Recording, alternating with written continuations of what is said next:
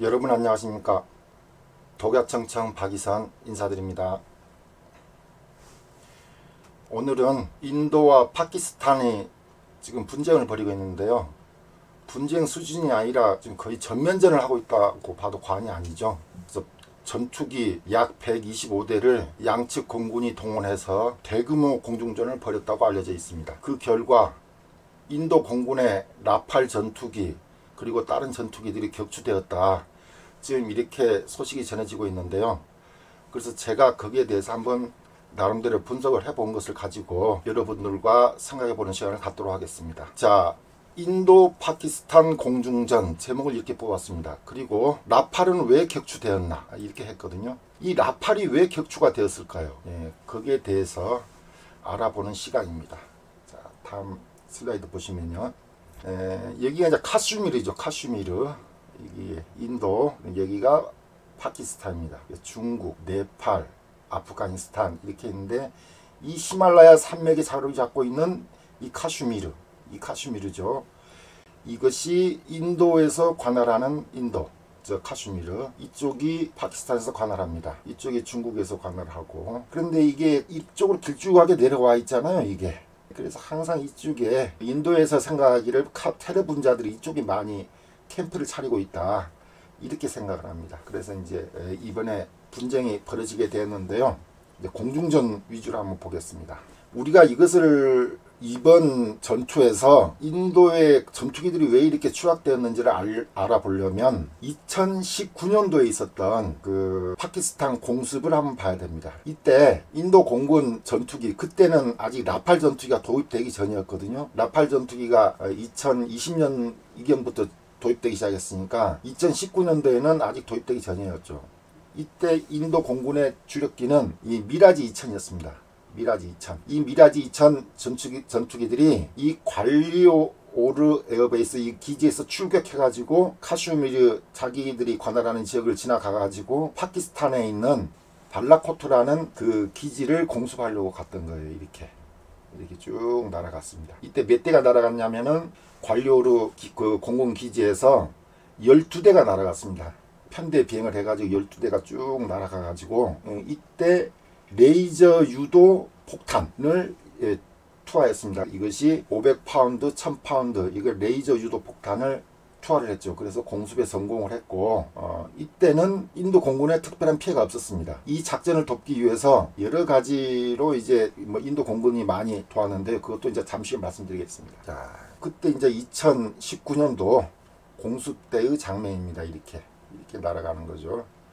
바라코트를 공습했습니다. 미라이지 20, 12대가 가가지고. 이때 호위 전투기는 소위 30이었습니다. 소위 30이 호위 전투기 역할을 하고 또 미끼 역할을 하고 그렇게 했습니다. 이것을 보면 그 당시에 그렇게 했죠. 그래서 이때는 미끼와 정찰 작전이 동시에 수행되었다, 이렇게 알려져 있고요. 미라지 2000은 적의 레이더를 피하기 위해서 이 히말라야 산맥 이쪽을 암속으로 저고도 비행해서 침투를 했다고 합니다. 그래서 레이더의 탐지를 피하라고 했던 것이죠. 이렇게 똑같은 장면인데요. 어떻게 에어스트라이크를 했냐 그건데, 아까 여기서 미라지 2000 관리오르 이 기지에서 미라지 2000이 출국하고, 그 다음에 아그라 이 기지에서는 공중구비가 출국합니다. 공중구비가 작전을 위해서 갔고요.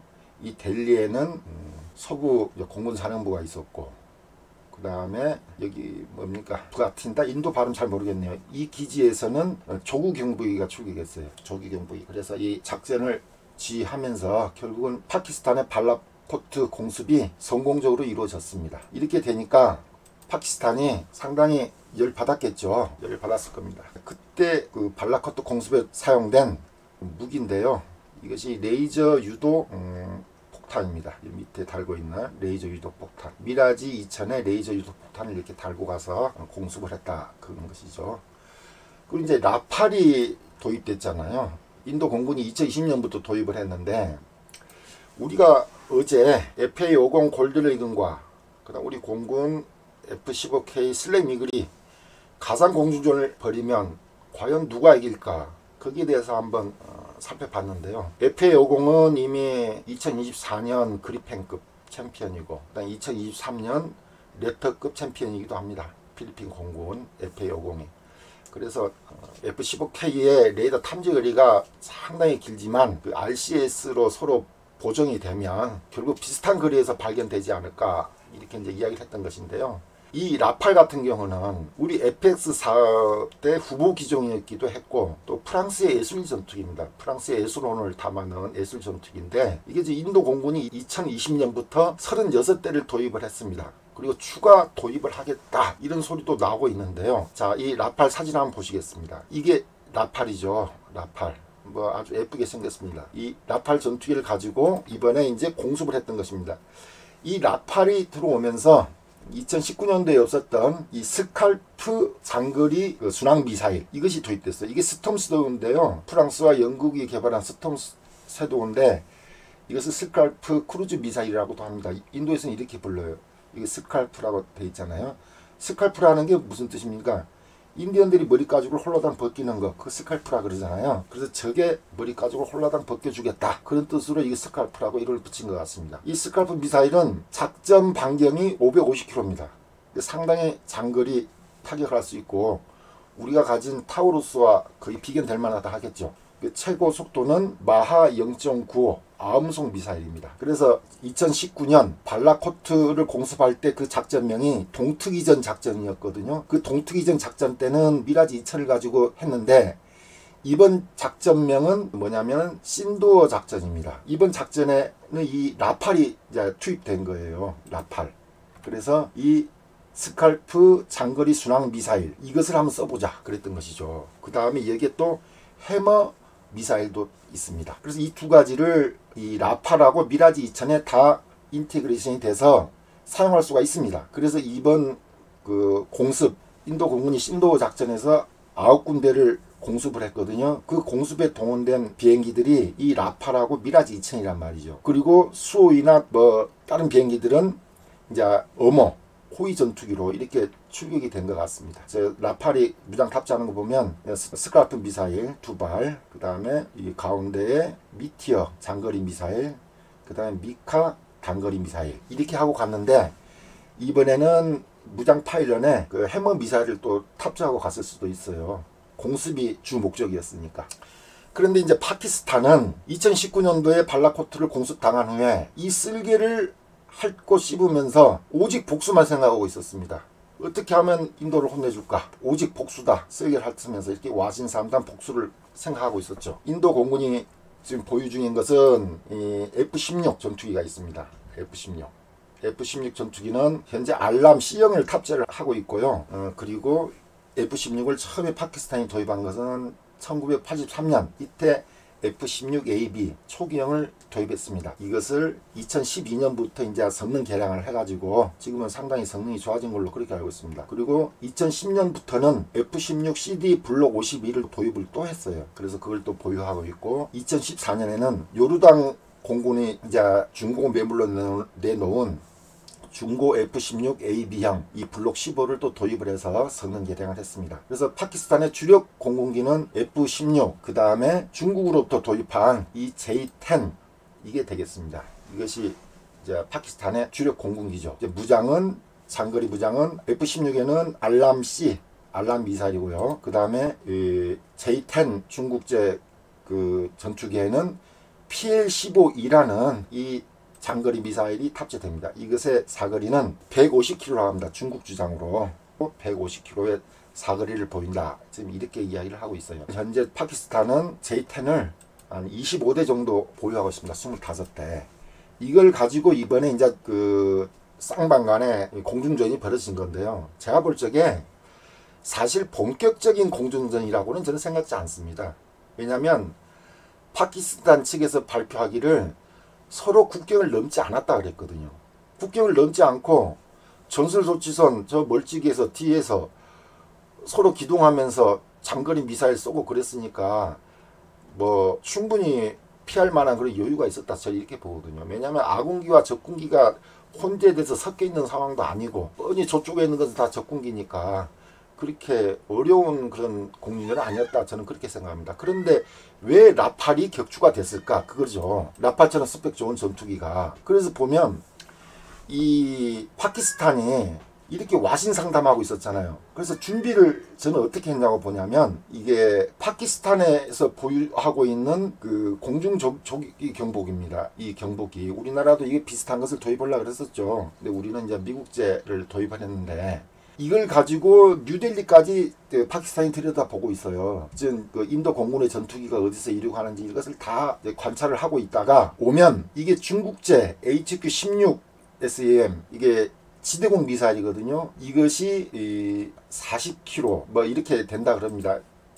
이걸로 일단 초기 이업을 하고 제 생각입니다. 초기 이업을 하고 그 다음에 라팔이라든가 미라지가 정신없이 허둥거릴 때 파키스탄 공군의 F-16 또는 J-10에서 장거리 미사일을 발사하여 격추시키지 않았을까, 이렇게 생각합니다. 아니면 이 지도공 미사일로 격추시켰을 수도 있겠죠.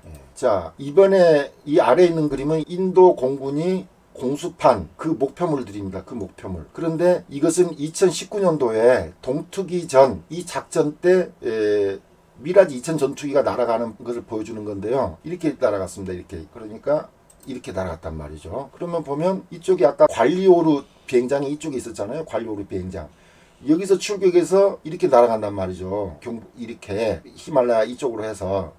그러니까 파키스탄군은 이쪽에서 다 대비를 하고 있었단 말이죠. 조기 경보기로 들여다보고, 아, 인도 공군 떴다, 그 소리 들으면 야 준비해 해가지고 이 지도공 미사일 발사하면 라팔 전투기나 미라지 전투기가 허둥지둥할 때 이제 그 무거운 그 공대지 무장을 하고 있으니까 행동이 굼들 수밖에 없잖아요. 그리고 이 히말라야 산맥으로 레이더를 켜서 가느라고 초음속도 아니고 아음속이라 좀 늦었을 테니까, 그럴 때 다 준비하고 있다가 파키스탄 공군이 공격을 한 거죠.